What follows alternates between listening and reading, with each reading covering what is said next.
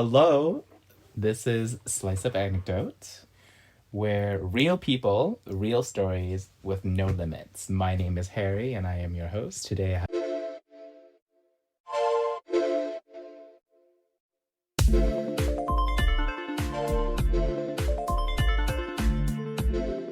have a special guest. His name is Wei, where I like to call him Wei Wei. Oh, please do.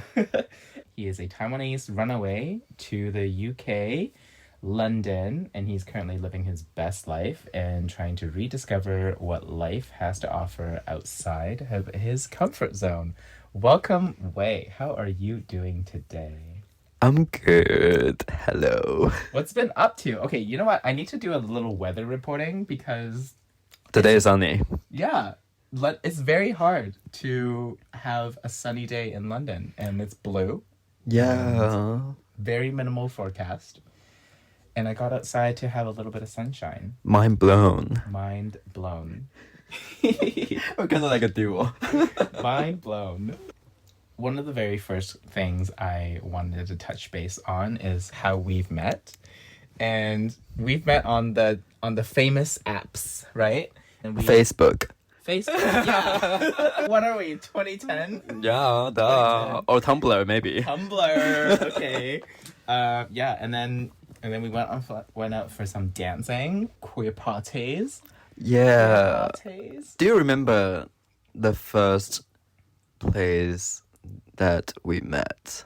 Yeah, we went to the Greenwich Park. Okay, good. The Maritime. Very Maritime- wholesome. The Maritime Park. Yeah, it was really nice. It was like we sat in the park and then we just like had a great chat and just talked about life, and it was great because we're both transplants to the UK, but you came from Taiwan and I came from Canada, so Yeah. that's a little bit different. I guess in Taiwan, I just want to know like the environment in Taiwan because I haven't been back in Asia for a very long time. What is it like in terms of like the language? Does everybody speak English there, or are you just very special and you just speak English? I'm just very special. No, no, people don't speak English in Taiwan. Okay. But I think Taiwanese people have basic English level from school. Okay. So like But Peop- more like the younger generations then.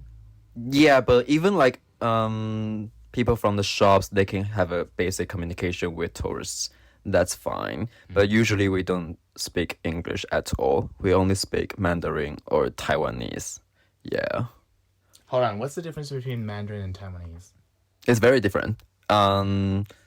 Yeah, the pronunciation, everything is different. The way to use is different. What?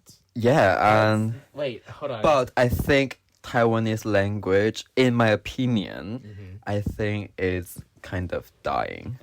Oh no. Because I think less and less young generation speaking in this language. But also a part of the community, they're trying to save it. So a lot of events or like shows, they're trying to encourage people to speak in Taiwanese to preserve this local language. Can you give me like a snippet of what's the difference between Mandarin and Taiwanese is? Okay, so 你好 is Mandarin. Yeah. In Taiwanese is 你好. Mind blown. Yeah. Yep, I didn't know that. Yeah. So it's a different dialect. It's not a completely different language. So, but do you read the same Chinese? Is what I'm saying? Yeah, it's read in Chinese characters. Okay, But but you pronounce it differently. yeah, that's Okay. right. So it's a different dialect. Oh, I didn't know that. I didn't know Taiwanese is like a Yeah. different dialect. And also, I'm very uneducated. I'm very sorry. and I heard like in Mandarin we have like 5 tones. Like In Mandarin, we have. 5 tones. I thought it was 4. Where did the 5th one came in? The 5th one is like like da da da da, and the 5th one is da, like oh I don't know, like da, like I don't, because we have Taiwanese alphabet and it's 5 tones. Okay. Yeah. So the 5th one is like the Oh, it's like a very Like- neutral one. like yeah. But like in Taiwanese or Cantonese, for example, they have like 8 or 9 tones, as I heard. I think Cantonese has about 9 tones. Yeah. I never studied the tones in Cantonese, but I just speak it at home. Because one time I read an article about the difference between these dialects, and yeah, the writer, they said that, oh, like Cantonese sounds better than Mandarin just because it can change between tones. Yeah, we have more tones to go through. Yeah. And then it's easier to go from Cantonese to Mandarin. Yeah. Than to go from Mandarin to Cantonese because of the extra tones that we have. Exactly. I'm so lucky to have been grown up into Cantonese. Yeah, exactly. Yeah. Beautiful language. Another controversial, I guess, excuse my ignorance, because I haven't been back in Asia for a very long time, and I didn't really grow up in Asia for most of my conscious life, I would say. Can you kind of explain to me what the difference between Taiwanese people and Chinese people from the mainland? Like, what are some of the observations that you can tell me? Are we going to get banned? Maybe just like high level. You're gonna do your editing. I'm sure we're like, fine. Like educate the West. You know what I mean? Like educate. Yeah, the West. yeah. Open-minded. Yeah. I think at some points the difference is about how the two different governments control the media. Okay. So the way that people see is different. So they have different kind of mindset, different kind of thoughts. Yeah. So I think, I don't know. There is more freedom for Taiwanese media. So we received lots of things from all over the world, and in my opinion, like Taiwanese people, maybe they can accept things more easily than maybe people in China, but I don't know much. I don't know many Chinese people, so I can't say it for sure. Because Chinese people can also like use VPN to travel around the internet. I think government and media is a huge The difference. environment background, I think that's the key. I think that also creates a little bit of what the Taiwanese people are able to have a foundational layer of having like open-mindedness towards the other parts of the world and other types of cultures that exist in the world potentially. But And plus, I would like to add one thing that please. about what I heard and because there's an interview on YouTube and they are talking about like people in Hong Kong, like the difference between Hong Kong people and Taiwanese people to see music, and people in the interview, they are like Hong Kong singers, like musicians, and they are both like having careers both in Taiwan and Hong Kong, but they both agreed that Taiwanese audience are more open-minded to accept new things. Okay. Yeah. According to what they say. Compared to Hong Kong? Compared to Hong Kong audience. Okay. Yeah. Okay. I really like to talk about this little subject of food. So the difference between Taiwanese food and Chinese food. And what I've noticed is I find Taiwanese food to be a little bit more sweet. Yeah, I agree. And they're all kind of like similar types of food, but like I think it's just the complexity of the flavors is a little bit more on the sweet side for Taiwanese. And I'm pretty sure I'm correct on this. Bubble tea was originated in Taiwan. Yes, that's correct. Come on. Okay, work. Because I'm coming from a town called Tainan, which is Taiwanese people's favorite town, and it's famous for its food. The food, Really? yeah, like local food, street food. And in my opinion, like Taiwanese food or the food in my hometown, Tainan, are more like salty and sweet together. Okay. Yeah, but I'm fine with that. But I really miss soup noodles. Noodle soups? Noodle soups. Soup noodles good too. Yeah. What's the difference? What did you say? Noodle soup. Okay. Noodle soup. Soup noodles. With like some bubble tea Yes, on the side. on the side. Mm-hmm. I miss it so much. You There's can't find them here in London? no, it's different because there's my favorite restaurant in my hometown, Yeah.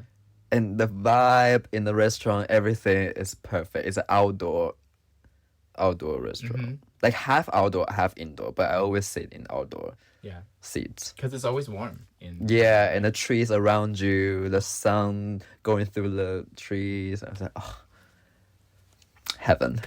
That sounds like heaven. Yeah, that's the only thing I think I miss the most. Okay. That restaurant. Is that restaurant specifically? Yeah, because I used to go there every single day. Is it cheap? It's like the noodle soup and the drink together is like £2. £2? Yeah. What the hell can you get? Like 80 £2? Taiwanese dollars. What can you get £2 in London? Not even vape. Like Not even coffee. like Haribo. Sorry? Haribo. There's the candy. The candy. The candy. The bear. I'm not familiar with Oh, sorry. The candy from the corner shop. You can Okay. you can get that for £2. this. Oh, that's a very expensive Like candy, a bag of it. I Yeah. would say. Oh, Yeah. it's a bag. Okay. It's a bag. Never Yeah. mind. So since you're kind of actually new to the UK, like when did you move here? It's like how many months now? Oh, last month. Oh, it's been 1 year. It's been 1 year. It's Okay. been 1 year. And February, it was 1 year anniversary. Oh, 19th of February. so it was okay. So it was like a little bit before. Sorry, after Valentine's Day. Yeah. Cute. How like I want to understand a little bit more about like what you find different in the UK compared to Taiwan before you came. What was your perception of UK before you came? And then once you got here, you're like, oh, what was actually like? I had zero perception, Okay, or expectations. expectation, imagination about the UK You at just all. decided to just come. You didn't do any research. No, I didn't. I was not even interested in the UK. Like zero. Hold on, why are you here? Oh, because as a Taiwanese person, it's quite easy to come here for the visa Okay. in Europe. The easiest one is Australia, and I think England is the second easiest.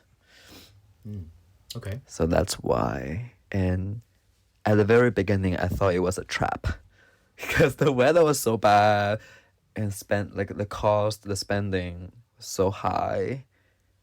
I almost like jump into the Thames River. I'm kidding. Don't go in there. Come to It's- the dark side. You might get something because Yeah. I think now it paid off. So Yeah. yeah. And now I've been living here for 1 year. I think I'm kind of used to it. The price, everything. And I think my life in the UK is more fulfilling Really? than the life in Taiwan. Oh, interesting. Can you expand on that a little bit more? Because I always working here, and after work I would like to do something, maybe like I would like to do something with people, go for a drink with my colleagues, or I think I feel I'm very extroverted. So I think living in the UK kind of gives me more chances to get in touch with people in person. But why can't you do that in Taiwan? Because in Taiwan, most of my friends, they got their lives. I don't know how to explain that, because usually living in a big city, it's hard to get in touch with people because it's always busy. But it's kind of opposite for me. Okay. I think I got more connection here with people? I think it's about also because I also came here to the UK very recently, a little bit earlier than you have, and just because I've been like really busy with uni, so I haven't really had a chance to like go meet outside of people, but I do try a lot. And I think because we're in a new environment, we tend to try to meet up and make friends for whatever type of scenarios we can. So whether it's at work or at uni or some social groups that we go to, extroverted people will try to make the effort to make the connections and try to meet up with people. And I think that's where we kind of excel at when we're in a new environment. And then when we're home, I think I don't know if you can relate to this, but maybe it's because we have a group of friends already, so then we don't necessarily need to go make more new connections. Totally agree. Yeah. But it's kind of nice to do it. Like, what do you find odd in the UK? For me, I think because I'm Canadian and there are certain types of languages that people use here that we don't necessarily use in Canada. So, for example, in Canada, we say garbage can, garbage bin. And in the UK, it's very simple. It's just bin. Bin. Yeah, it's just bin. Yeah. Or what else is there? There's so much. I have like a list. I have to like share it with you guys one day. But I have one story about that. Do it. So I'm working in a restaurant as a team leader. Ooh, success. And I was about to take the rubbish bin away. Rubbish? Okay, yeah. And I asked my colleague, say, "Oh, where is the key to the dumpster?" Oh. I used dumpster, and my colleague said, "Oh, so American." And they said, "Oh, just bin." And I asked them, "How can you tell which bin is which one?" And they say, "Just bin over there." Okay. Yeah, the bigger one or the smaller one. Oh. Yeah, just over there. And I said, "How?" Because they're all called bin. Okay. Yeah. So yeah, dumpster, bin, rubbish, trash. Oh, we don't say rubbish in Canada. Yeah, that's the British thing. Yeah, Yeah. garbage or do you say trash? We say trash. We say mostly To describe garbage. people. To describe people. We say recycling. We say yeah, everyone just says bin it or trash or like rubbish here. Mostly rubbish. And Yeah. But I have a culture shock what's your culture shock? in the UK. I think that's true, but I have to say, in my opinion, to get less controversial, I think British people don't know how to wash the dishes. Say more. What? British people don't know how to wash the dishes, like plates or bowls or like fork or knife, because they Like by hand? always Like by hand? they always leave the soap. Uh-huh. They don't rinse the soap off the plates and just put it on the drying rack. Hold on. When did you... Okay, you know what? I've actually seen this on TikTok. Someone that did that.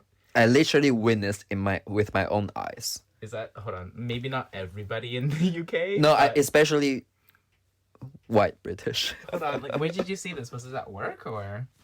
No, because that's my boyfriend. Oh. Oh my gosh. Yeah, and So he eats soap for breakfast, lunch, and dinner. yeah, he eats chemicals. That's why he gets sick all the time.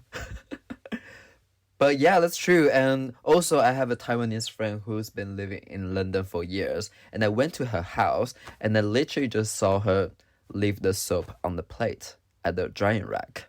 So like they don't actually rinse like as the next step after they like... They rinse, but they just like just 1 second and then put it on the side.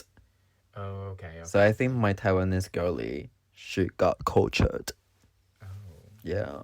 Interesting. Thank you for sharing that tea. And you just said that you have a boyfriend. So quick.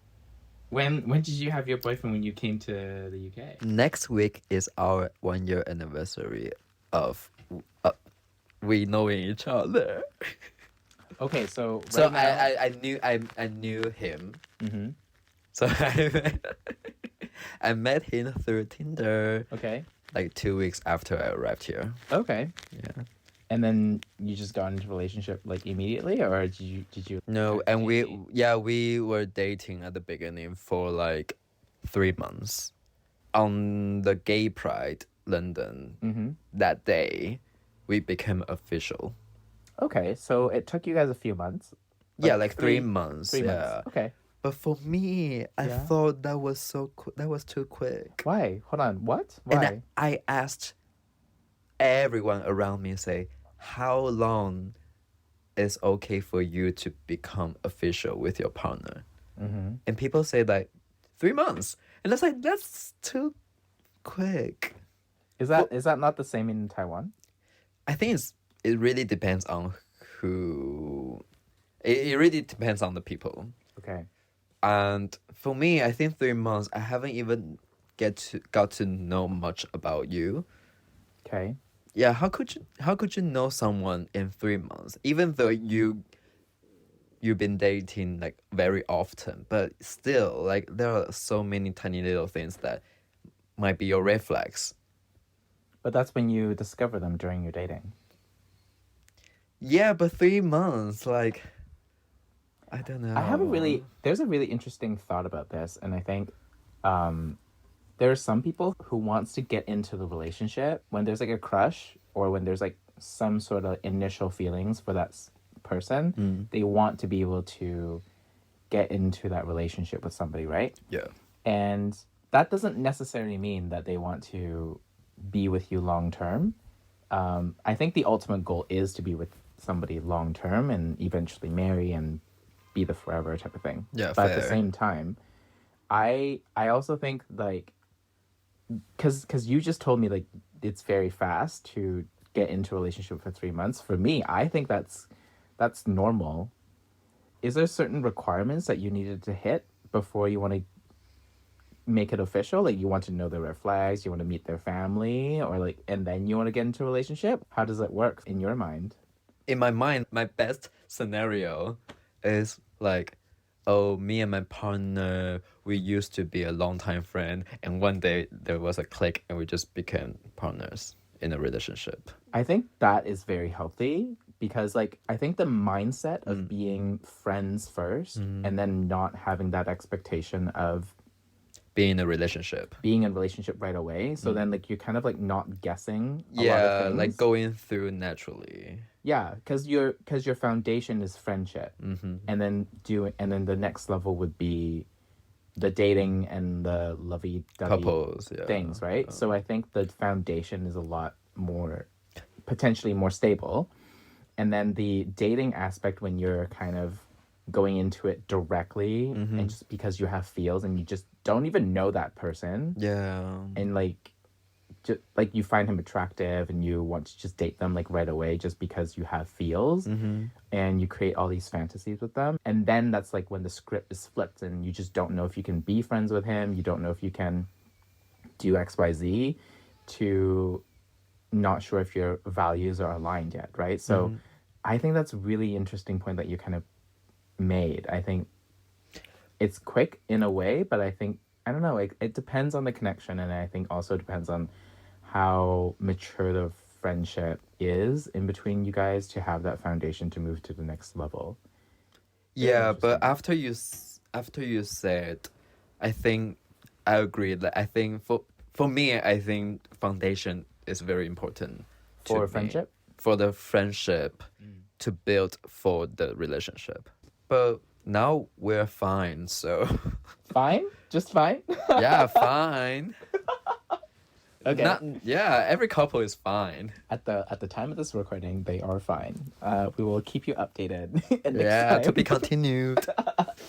That's great. I love that you immediately got snatched up by somebody really really fast. So obviously you are hot stuff.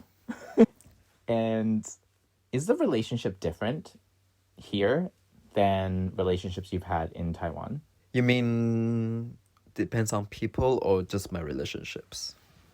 Because I've been dating Taiwanese people, but I only have two official relationships, like serious ones. Okay. One is in the UK now, and the other one, the former one, was with a French guy Oh. in Taiwan. Oh. Oh wait. Oh yeah. But you told me usually- about this. Okay. Yeah. Yeah, but usually in Taiwan, I also dated with Taiwanese guys, gays. Yeah. Yeah. So, what's the question? Sorry. I guess like since both of your serious relationship is with someone who is not Taiwanese. Yeah. So what's the difference between dating someone who's Taiwanese and not Taiwanese? I think, personally, I think Taiwanese gays Yeah. mostly are not interested in me. Oh, that's not true. I don't think so. Because I think generally Taiwan gay scenes are usually for like basic gays. Are you So calling that- me out? Yes, I am. Wow. No. I mean, for me that's a fact. Like if you are a basic gay, I think you can live a good gay life in Taiwan. But if you are a little queer, you can only like queer gays might be interested in you, and the queer community, in my opinion, in Taiwan, gay community in Taiwan is quite small. Yeah. I think that's a really interesting point that you just kind of brought up. And it might be universal, and it's not just Taiwan, Yeah, maybe. yeah. And I think, What is I don't know, that? you tell me about you being here, and I think you're quote-unquote basic gays and queer people, there's a very different culture, and I can't pinpoint what the culture is yet, but the vibe is very different. Yeah, the mindset, the perspectives about everything is so different. Yeah. But like, I think there's a little bit more openness and acceptance in the queer community compared to your quote-unquote basic. I was waiting for you to say that. Hold on, word. can we define what basic gay means for you? Like, I want to know. For me, you are not basic gay. Oh, thank you. Because in my I don't mind being basic, it's fine.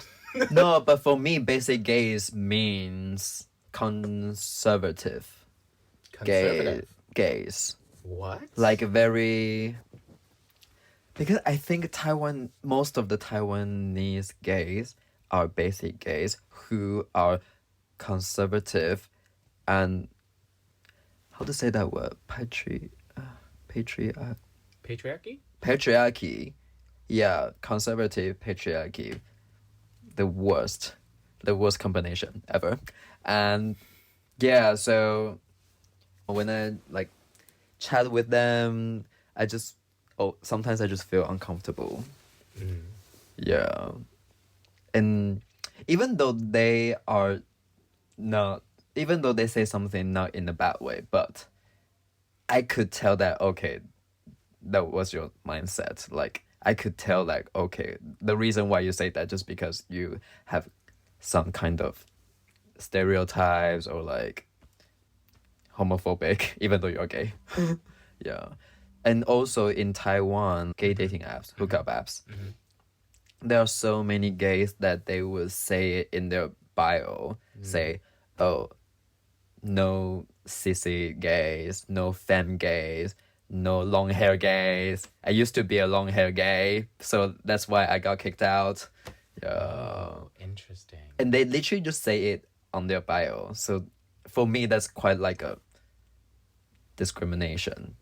Because you can have your own preference. Yes. But I don't think you can express that.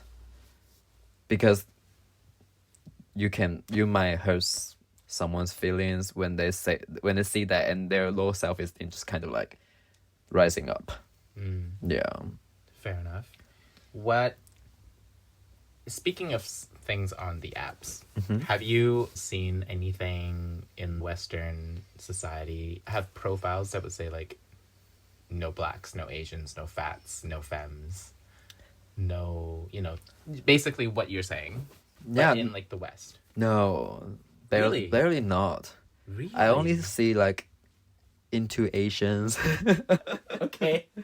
and all those like middle-aged gays. Yeah. Interesting, because I have definitely seen it, but I would say really? it's a lot less now. Way back when there definitely was, but here definitely like now, I guess in the last maybe 10-ish 5 years, there's probably a lot less. But I also think that's because most of the time I just spend time at home, and I'm living like near Goldsmiths University. So Okay. all the gays from the university, I think they had kind of sense that okay, just like don't say something like that. Yeah. So maybe that's why I barely see those kind of discrimination content. We had this conversation last time. It was about some people get into relationships or dating not necessarily in the intention of forever and getting married. And you kind of said that you could relate to that a little bit because... I think that really depends on who you are with. Okay. Cause How do you... some people they just looking for right now, like the moment right now. Okay. They don't look for Like they don't look for long term. They don't look for forever. They just want you right now. That's what's confusing to me. What does that mean? I think with for my former relationship with my ex-boyfriend, Yeah. that was my mindset. I just want it right now. Let's there a just reason? appreciate the time we spent together, and that would be a good memory for the rest of our life after we end the relationship. Is it because you know that he is not going to be in Taiwan forever? Yeah, that was the condition for So that. if he was going to be in Taiwan forever, then would it have been not like a right now situation? Yeah, like it could. Yeah. What was I going to say? Sorry. My ADHD just. Same. That's what happens to me all the time. Yeah, if something didn't go wrong, and we were fine, I think, and he would be still in Taiwan, I think we could go on a long-term relationship. Yeah, but it didn't go well, and he was leaving. Right. So yeah, just like. Oh, also the reason why I was in a relationship with my ex was because for me, I think I don't like something vague. I want it to be clear. And during the dating, we were always so intimate. Okay. But in public, in front of everybody, like his friends, we just have to be like in distance. We have to behave.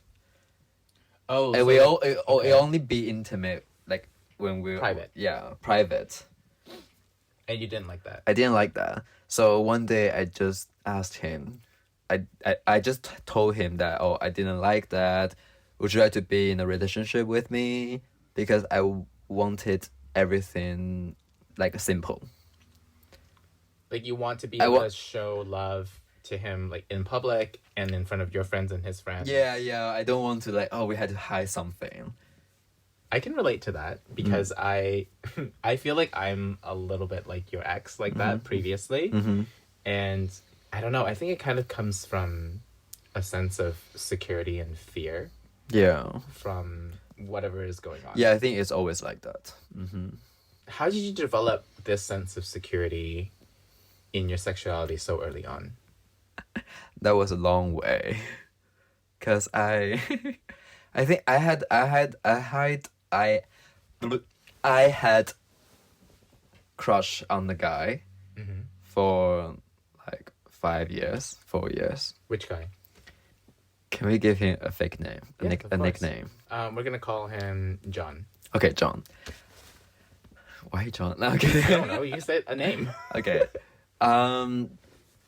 Yeah, I had a crush with John for years. Mm-hmm. And in that relationship with him, I think it taught me so many things. It kind of like, yeah, it gave me so many punches, like boom, boom, boom in my face. Okay, hold on. Back up. Yeah. John is not your ex, right? No, we were never ever in a relationship before. Okay, so you never dated John. I dated John. Okay. And at that moment, John was in an open relationship with his ex. Oh, I see. So basically I couldn't be his partner because he already got one. Okay. So was kind of like the third. You were the third. Okay. Yeah.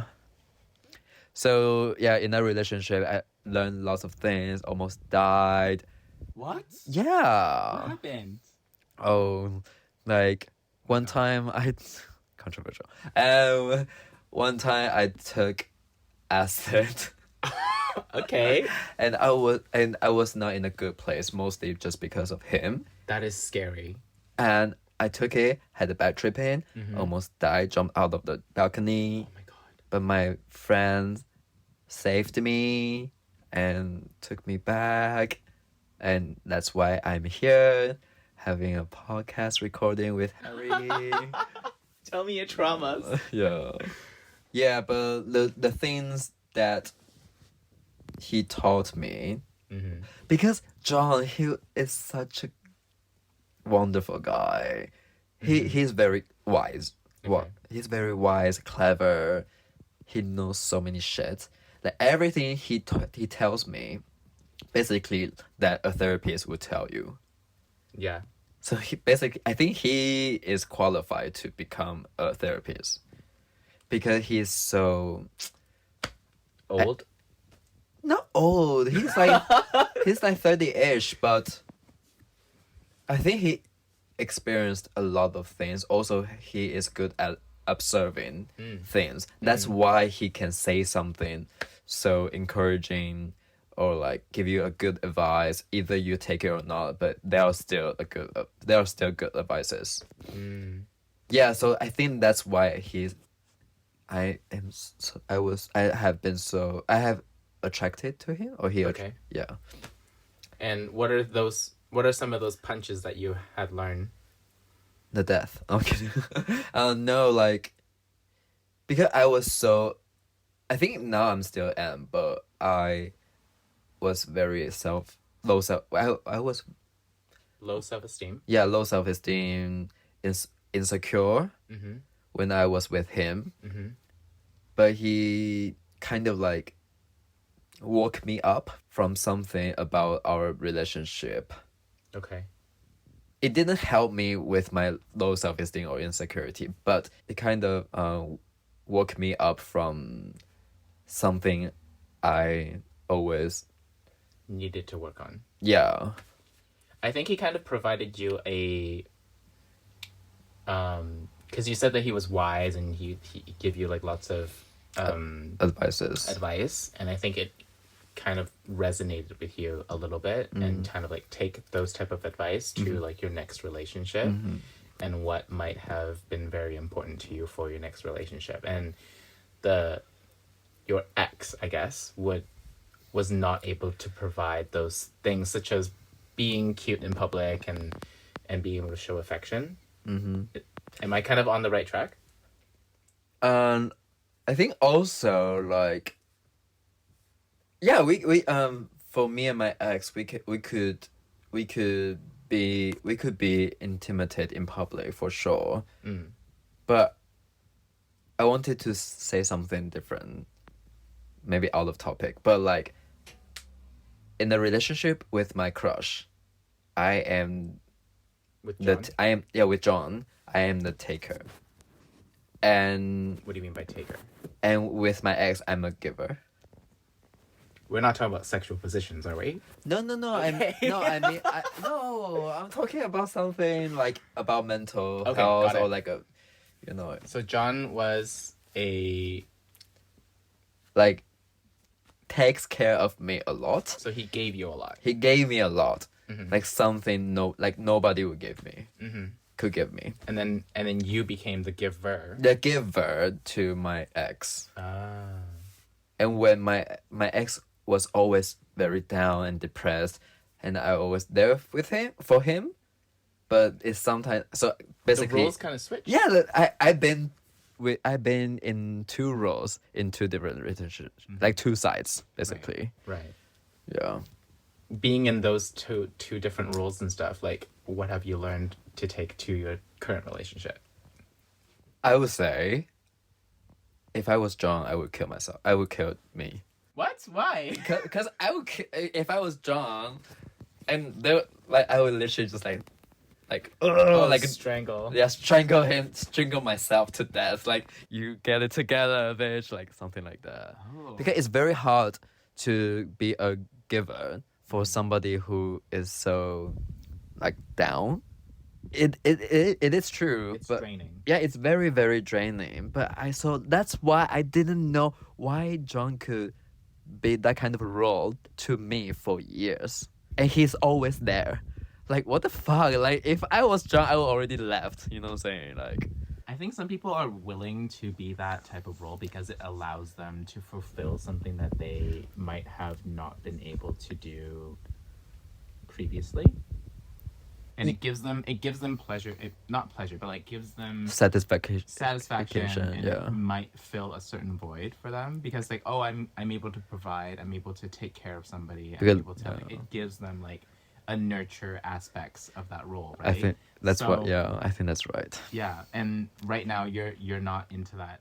Because with my ex, I was also very chaotic. So how could you take care of someone when you you're are chaotic? That doesn't make any sense. Yeah, fair enough. Yeah. So basically, just two chaotic people in a relationship. So that's why I wanted to end earlier than before we broke up. So what about now? Now, because my current boyfriend, Yeah. he is very calm. Even I can imagine that even if he is down, he can still takes good care of himself. Okay. I don't need to do anything. So it sounds like there's more of a balance right now. Yeah, it's comfortable, but How does that make you feel? I want something dramatic. Oh, kidding. she wants drama. Yeah, but for real, like, it's very comfortable to be with my current boyfriend. But sometimes I just can't feel any sparks, like life sparks, with him. Did you ever have those sparks in the beginning? In the beginning, I think that's why I liked him, because and say yes when he said, "Oh, Let's date." let's date, or let's be in a relationship." Maybe that's the reason why I said yes. Okay. Because at the very beginning, during the dating period, we were like we matched so well. Like everything, every inside jokes or reference I said, he always got it. He always got what I said, and I always got what he said, and I was like, "Ooh, perfect match." And now? And now we still do a little bit like bouncing, but he's busy, I'm busy, so I think the schedules, Yeah. like, okay. on the reality side, I think we're just like trying to figure out what's going on. But maybe that's in my opinion. But I really don't think what he is thinking, because we don't talk much about that. Yeah. It sounds like because you guys are both busy and being in London is being a mega metropolitan city, I think everyone's very protective of their time. And even like when it comes to partners, and at the beginning of relationships is usually a lot more fun. And I think you're kind of moving towards a stage where like you both need to kind of make an effort to Balance. Yeah, I guess, in a way. And then maybe potentially is to create time that is intentionally for you both to maybe like go on a date instead of being comfortable in the relationship in like an everyday basis. Does that make sense? Yeah, yeah. That might help. But I think something to try, because you guys are busy. Yeah. But I think if you guys are able to set a time and just be like, hey, like, let's go on like a date, and if you like specify the actual words and the actions and the intentions for it, maybe the other party will receive it in that kind of way as well. Instead of being like, okay, let's go to a film or let's go see a show. But that's different from let's go on a date and let's go see a show. Does that make sense? Like, there's like a different intention. Yeah, I kind of get it. Like, yeah, date is quite like more intention. Yeah. But like go to a show or a movie is like, oh, very casual. Yeah, it's like very like activity. Like, I get it. Like, you guys are still together to do just to go to a show. But like, I think if you don't have like the mindset of like, okay, we're gonna go on a date, you might not dress up as more, or you might not, do certain things that you would not do for like a date or something like that. I think like that's the intention is very important, and I think sometimes that type of communication might be and important. Also I think we just need lots of talk, but it really depends on if I want to talk or not. Because you're talking. No, I mean, like, I think I usually just overthink way too much. Well, feel free to overthink into this podcast. Oh, I'm oversharing now. No, I love it. Yeah, so share your trauma. Feed me with your traumas. We're gonna monetize trauma. Yeah, so I don't know what's going on with my relationship. I'm sure things will be fine. Yeah, I think it's going to be fine. Stay tuned for episode 2 with Wei Wei. Oh my god, part 1 and part 2. What are we? Kill Bill? Kill Bill. Let's change direction a little bit. And what is your... I always find this topic very fascinating to me. What is your relationship like with your parents? With my dad, I think we are cool. But with my mom, I think we kind of downplaying. Regarding your sexuality? Oh yeah, for that reason, at that point, it was with both of them. Like, yeah, downplay with my sexuality, that's for sure, because I haven't come out to my family. Because Today? Today. As in, like, you haven't done it now. Like, I haven't done it now yet. Okay. In my whole life. They don't know. They kind of know, because I remember in 2018 or 19, there was a national... I can't say vote, but it's like people have to decide if same-sex marriage in Taiwan legal. Oh, that was historic. Yeah, so I kind of like explained to my parents separately about this kind of issue. Right. So I think since then they both kind of know. They are suspecting. Yeah, but they don't bring it up just because they are reserved. So maybe a more specific question is like, do you think... I don't even know how to ask this question. Are you gay? No. No. I think does sexuality play a huge part of how our parents needs to accept their child as part of it? Like, can they just selectively accept, or do they have to accept the entire thing? I agree with the first one. Like a selectively accept? Selectively accept. Okay. I don't think it's necessary to come out to your family. You don't think so? I don't think it's necessary, yeah. How come? Because even though it's family, but if someone has different opinions or mindset from yours, why do you have to cram that kind of ideas into their mind? Okay, fair. But when, say, your family is in the UK or you're in Taiwan or Yeah. something, and you have your boyfriend, and when it's like holidays and stuff like that, would you not want to spend it with your significant other with your family? So is that considered like cramming it into like their face? You know what I mean? Like when it's Chinese New Year, Yeah. it's like family time. So Yeah. do you and your boyfriend kind of like split and do like your own family time? Yeah, I always have my own family time. Do you not want to have your boyfriend in your family time? No, because that would be so awkward. I understand that, but at the same time, do you not want it? And wished it differently. I think that's the I think I feel fine. you feel fine. Okay. Because maybe for me, my family, we don't usually celebrate. Okay. So for me, I think it's fine if I'm celebrating with my family, with my partner.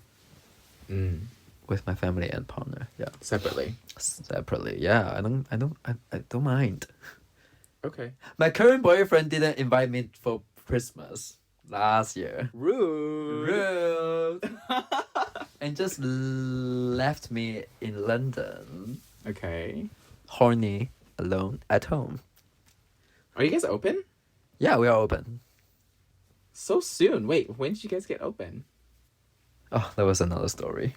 Oh, we love stories. So on the day we became official, and we kind of talked about open relationship, like non-monogamy. Who said it first? He said it first. Uh-huh. And on that day, at that moment, we just slightly talked about it. Uh-huh. And maybe like 2 months later, Okay. I was feeling quite strange about our relationship. So I called him and asked him, oh, where are we now? And he told me, we are in open relationship now. And I said, what? I didn't know that. Yeah. Okay, wow. Yeah. And I asked him, oh, have you met anyone in these 2 months? And he said, oh, just chatting online. But which is fine if you fuck other people, having sex with other people, I feel fine with that. But I used to think you had to let me know first. So on that phone call, we talked about open again. So we made a deal about our relationship. And he said that, oh, he would rather not know who I had sex with. Okay. Because I asked him, do we have to let each other know? So you guys are setting boundaries, basically. Yeah. So basically, we have been in open since the beginning of our relationship. Since June. Yeah, since June. But I didn't know that for the first 2 months. That's crazy. What? But I used to, I don't know if I still think like that, but I used to think that people who are in open at the beginning of their relationship, it's not working. It doesn't make sense. Because what's the point? Like, where is your own two exclusive period? I think I disagree with that, and I think it depends on the relationship. Okay. I think it depends on the two people, and I think it depends on the communication and what the other person is willing to accept. I'm shocked that you were actually able to still be with him and because he has a different starting point on the open relationship, and you didn't find out until 2 months later. Yeah. Most people would be like, okay, see you later, because we didn't talk about this. Yeah. And or you know what I mean? Like, let's just end here. It might rock the relationship a lot. Yeah. In that at that point, but for some reason you guys are able to be still together, which is great, right? So, I think it really depends on the relationship and what the individual person is willing to accept and move forward with. And you're the type of person who's willing to accept and move forward. So that's really lucky in that aspect. And I think being exclusive is important, and I don't think it's everybody's cup of tea, potentially. And I don't know, like, I've been in an open relationship for a very long time. So it has taught me a lot of things about relationships, because in queer relationships, like it's already not normal. So in terms of how we set our boundaries in terms of the relationships is also can be not normal, out of the bounds of normals, right? So if anything, it was more like teaching myself. And if someone were to ask me, does that mean like my next relationship has to be open? Not necessarily. It really depends on me and my significant other, and have that conversation. Yeah. Do we want to open or not, right? Like, it's just, I think it's in the gay world, it's kind of, I can't say if it's inevitable, but I think it is something that people can explore in various different amounts of openness. Because you can go on vacation together and be like, oh, we're open while we're on vacation. And then not when we're back home, kind of thing. And it does happen, right? And some people could just be like completely open. Yeah. And then some people are like, I don't want to know who you're fucking. It just depends on the boundaries, more or less. Yeah, it really depends on what the deal is. Yeah. But I think, because I remember I told my boyfriend about, like, even though now we are in an open relationship, but there is still more space for us to talk about our relationship. Like, are we going to continue being in open, or are we being exclusive? What do you mean more space? Like, we can talk about this. Like, we can switch. We can change our status of relationship. Like, either being in open or being in exclusive. Have you ever closed it? Like, talk about it. Yeah. Not yet, but I'm about to. I feel like you can't, though. I can't. I feel like, okay, this is just my opinion. I Yeah. feel like once you open the relationship, it's probably a little bit harder to close it. Yeah. Or is that something that you want? You want to close it? No. Okay.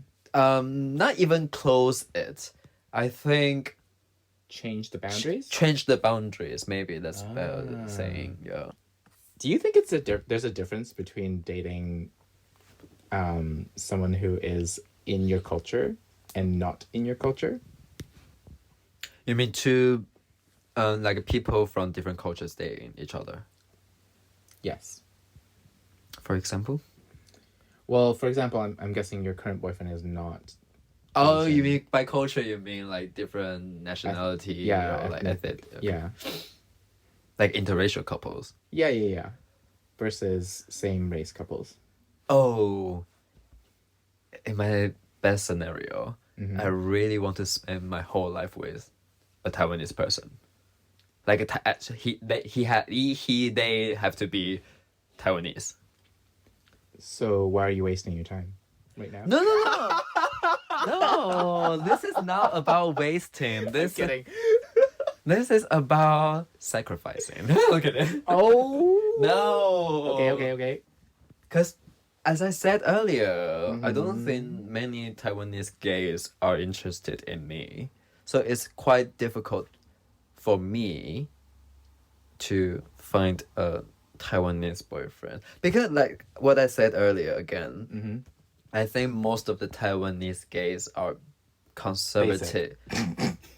Are basic, aka conservative patriarchy Yeah. gays. Yeah. So it's quite hard for me to find a Taiwanese gay as a partner. But why I want to have a Taiwanese partner, because we share the same language, we share the same background, and we can drive scooters, motorbikes for each other. I can be a driver today and you can be the driver tomorrow. That would be so fucking romantic. Oh, okay. Yeah. So why can't you do that with your current one? Because all of my boyfriends, they don't know how to drive. Oh. Boo. And also, like, I think language barrier is quite a big problem. I would say so too. Okay, yeah, language In a relationship. is a huge one. Yeah. Language is a huge one. I think cultural background is a huge one. Like upbringing from Asian or ethnic background is very different from non-ethnic people, I would say. I agree. Because you and your boyfriend are different races, what are some of the challenges that you find it a little bit complicated to navigate compared to someone who is a more Taiwanese boyfriend? Can you say it again? Like the question, sorry. One more time. So I'm lost in the long sentence. yeah, so your boyfriend now. Yeah. What are the challenges that you would have compared to a Chinese or a Taiwanese boyfriend? Yeah, I think being with an Asian guy, like either Taiwanese or any other Doesn't matter, country, yeah. it doesn't matter. Like, I think we can share the similar traumas. Family traumas, you mean? Family traumas. Period. Okay. Yeah, because me and my Taiwanese girlies, we always talk about the family traumas. Like, like the parenting fund should be listed under the therapy category. Yeah, because they gave the last generation has been giving us so much traumas to deal with. Yeah. And we're just trying to survive, and they would think that, oh, you guys living too, like, way too easier than what we've done before. And also, I think, I don't know if that's true, but maybe I can't say for sure, but I think Asian people are more thoughtful when it comes to relationship. Or maybe that's just like a gay girls and straight guys kind of difference. Sorry, what? Because Gay who? I think gays and girls, Okay, got it.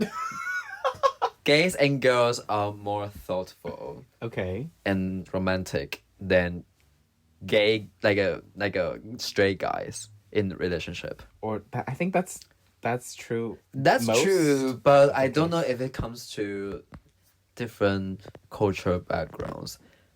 Because in my experience, I think my boyfriends are not thoughtful. I think you might have like a different love language, maybe. Yeah, maybe what I want from the relationship is different. Have you communicated those things before? Yeah, it ended up arguments. Oh, Yeah. that's not good. Okay. Yeah, and also like, but I really, really admire one thing from like Western parenting, Okay. because what? like they give out like much more spaces for children being To independent, be more free, more free, more independent, less control. Yeah, yeah. So that's why I think sometimes my boyfriend doesn't get what I mean, just because I've been through that kind of trauma that you haven't been through in your whole life. Because my boyfriend always say, I understand. And I was like, you will never understand this kind of shit.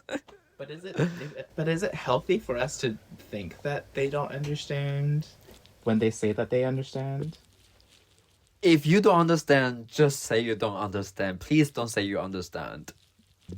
Like because you literally can't get it. Like, why are you say something just trying to make me feel better? For example, they'd be like, just leave your family. Like, we can't do that. We can't just like not care about them. I did. No, like physically we can leave them, but like mentally, Yeah. like it's in our blood to. Yeah, I think there are lots of challenges. I think much more challenges when it comes to interracial couples. Yeah, the language, the cultural background, the traumas, the mindset. So many things to go through. I want to pee. You want to pee? Okay, we'll pee. No, you will pee, and let's close it off for the episode. Thank you so much, everybody, for tuning in to Slice of Anecdote. Thank you for inviting me. I hope you come back. I hope you had fun. Oh, definitely. Did I you will. have fun? Yeah, I had fun. Okay. Yeah, I was just saying it. But I think I overshared too much. No, I love it. Oh my gosh, share it to me more. I love your traumas. If you like this episode, please give it a thumbs up. Give a 5-star review. That would really be helpful. Thank you so much for spending time with me. We'll catch you on the next episode. Bye.